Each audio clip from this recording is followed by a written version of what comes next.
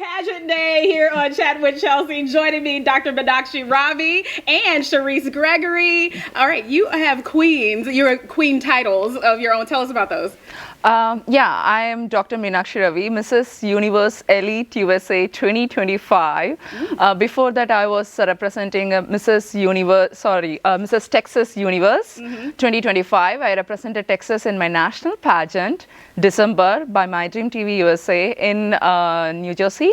And then I won this title, national title. Wow, lots of crowns, beautiful gowns. Okay, Sharice, thank tell you. me about you. Mrs. Universe Elite. Yes. That means you Mrs. You could be married. We were talking about how some of these pageants have such restrictions, but you can be married. You can have kids. What you do? I'm basically into IT. I'm a program manager in cloud technologies. All my years I've been in IT, logging in computer, pinging people, and then doing meetings. And this fashion industry, everything I started in May 2024. Okay. I'm my journey is like started right from May, and the volunteering and the community service, I've always been there. You know what happens is when you come to Spotlight, everything comes together as a package, and that's how it's happening right now, which I'm really happy about it. Yeah, but you already had like a whole family before. Yes, I have. I don't know how many people know about it. I'm a mom of 2 kids. One is 8-year-old, a proud mom. Another one is 2-year, trouble too. Wow. So it's. So people ask me like, how do you do this? Like because that's where I feel it's more challenging because. And I feel organically I have this capability because I manage things in my office. Every day I schedule, I see my meetings, I make sure it doesn't overlap with what I am doing. So I prepare, every second counts for me, honestly. Okay, wow. Yeah. Okay, so that does play into being able to hold these titles, do these events while you're still doing work and family and all of that. Exactly. Is that one of the benefits of doing this, like just being out and about in the public with your titles? I would say, sometimes I feel exhausted, like what am I doing? Like there have been situations where I've spent 2 hours just for driving for a community service, right? Wow. Especially for my first pageant, I did my first proud walk was for a community service, Rosenberg Helping Hands, and it is like 1 hour from my place. And then I don't take things lightly. If I do something, I do the best. Or just because it's in a community service, I can just go. No, I went for rehearsal. I went for the fittings. I was punctual, and I did all 3 times I travel, and then out of my office work, my household chores, and everything else. Right? Sometimes it's exhaustive, but I feel like I want to give the best. And exactly coming to your question, when I see the happiness, I met like 95-year-old being a volunteer here. She hugged me, she embraced me. That everything vanished. Yeah. The moment you feel that, all the stuff that you have to go through just to get there. Exactly. It just fades away. Exactly. Okay, so what made you want to get in a pageant in the first place? I think it was always within me, this fashion. I wouldn't say pageant, so fashion, basically. Oh, okay. Before my marriage in India, I was like, how Fox, there is Sun TV in India, so I used to be an anchor there, just like you. So there is, it's a different show, like just wishing the kids, you just wish the birthday wish, and that's very raw. Like I made it so entertained, like, I dance, I do this, I trouble the co-anchor, so I just made it perfect, and then I go to work. Yes. And then I go to work. And after marriage and everything, so it was all IT and all, everything, got so much swamped into it. I forgot, like, there was something like, which I used to enjoy. And then that's exactly happens in every woman's life. You have a different life before marriage, and after things settles, and because of the commitments and everything, you just forget what you'd love to do it. And then, but still I was a social media person. Like I love social media. I was an influencer wherever I go. So I was just, the Facebook, what it does is like I was just scrolling, and this, my first pageant was Mrs. Texas. It just came up. I'm like, okay, my first time, something I'm seeing like US pageant, because I know how the Indian pageant works and things like that. So there was a form. So I was just very inquisitive. I just clicked the button and I saw, my first question was like, do they have some measurements? What is the eligibility? oh my God, they don't have measurements. That's amazing. So I can. Wild that that was your first concern. Like, am I the right size? Yeah, But exactly. that is really what we grew up just thinking about when it comes to pageants. Because like, I was personally feeling like, what if it is 0 size? Right. It's not going to work. So. She's like, I'm out. I'm disqualified.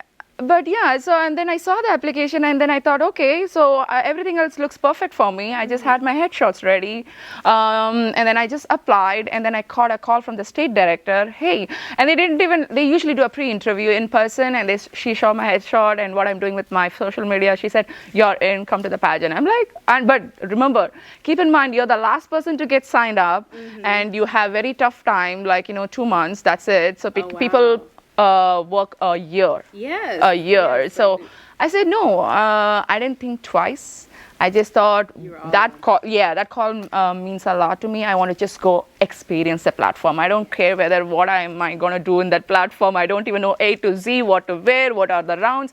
But I said to her very confidently, yes, I'm in. Yeah, you're like, I'll figure it out. Yes, I'll figure it out. Like, okay, I got just a few months Yeah. to get ready. Yeah. What did you have to do? So for me, my journey, I cherish that every day, because rather than output is just like a couple of hours when they announce it, right? But the journey matters. I strongly believe in that. That's why I want people to go and experience that. You will love that. And I feel I want to tell this. Pageantry, there is still a myth. People believe that, oh, it's just for beauty queens and you have to be pretty and everything. No, you will groom yourself. I thought I'm perfectly groomed. Honestly speaking, coming from there, I was doing shows and everything. But after entering into the pageantry, I redefine myself. I can feel what are the changes I have done, and I want every woman to go and experience that. It's not just the way the perception about the community changed, honestly speaking, and how to tackle your reasoning skills, how you approaching a problem, and because you can't go and fight or things like that, meaning like it has to be still gracefully handled. Okay. So there are a lot of personality things have changed. I can feel it. So I feel so proud I did that.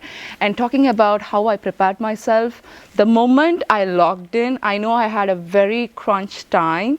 I like I always tell, I'm good at planning. I plan for waterfall, agile, everything. So I'm really good at it. Okay, I know this is the target show, like March it was happening.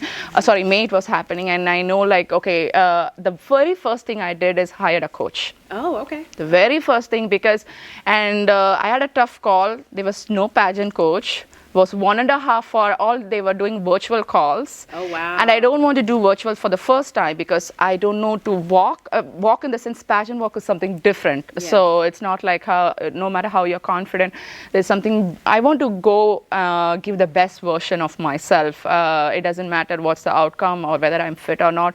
And I traveled 1.5 hours. She is Michelle, and she used to stay in Humble, and then I hired her, and then she was amazing. She started from the scratch.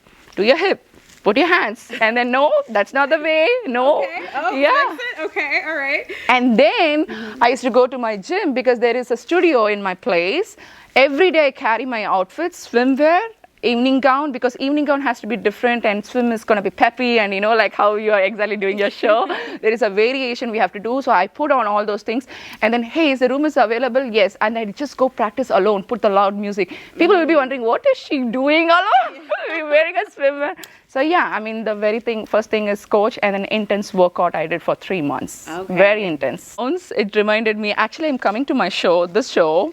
I was getting ready and my makeup artist was saying, okay, next is my Mrs. Universe pageant that's coming up this year. What are you wearing for this? I'm like, I was like, you're like something else. yeah, because because it's a lot of pressure. What you're wearing is a lot of pressure because my personality is different. Like all my gowns and everything, just right before the pageant, like weeks, that's it. So because I believe in myself, the gowns, I can still make it look whatever shape it is. So. Was there the actual pageant? Was there a camaraderie backstage, or was it more like girls are catty and competitive? What was that like for y'all? For me, I still have, I'm creating a platform recently. I'm going to talk about that also. I'm bringing all my pageant queens there. So it's a healthy relationship. Even in WhatsApp groups, people appreciate, because I feel that that's what I wanted to empower. When we say women empowerment, I feel that's them, women empowerment. When you uplift each other without jealousy, and when somebody wins, I feel so happy, because I feel, to me, you need to come and embrace no matter who is the winner, because personally, you know where you are. And people believe, let's say 10 people are in the room, you think 10 is the world. No, the world is bigger. Who are you competing with?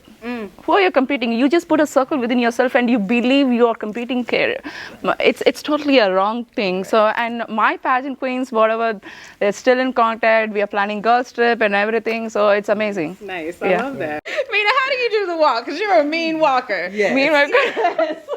I like it. So like she said, the very first poise is tea stand. So make your tea. Make my tea. And I would love to lift this leg, so it gives you that thing, and your hips. So the women has to poise this hip. Like, can you? Yeah. Oh, you see the I feel the difference. And then whenever, like, even for posing for the pictures, you need to when you put your hands lower, it make you look shorter. Oh. You need to put right above your all chest. The way up here. So you look, you look tall. Okay. Yeah. Ooh, look at me. Did I just lose 5 pounds? Okay, all right. So are you ready for the walk? I'm ready, girl. Let me see you do it first. So the very first thing is just a couple of tips before I start. Please. The moment you enter the platform, smile. You cannot stop smiling. That's the very first thumb rule in pageantry. So that's what makes it different from the models. Model walk. So you need to keep smiling. Keep smiling. Eye contact with everyone in the studio. I'm watching you. Yeah. And then when you walk, not too much, but I want you to shake your hip. Oh, it's a pageantry is all about feminine and bringing your gracefulness. So as much as possible, you can evening walk. You need to be slow down and just embrace. Okay. Figure 8. Oh, I like that. Okay, all right, let's ready? Do it. Yes. Okay.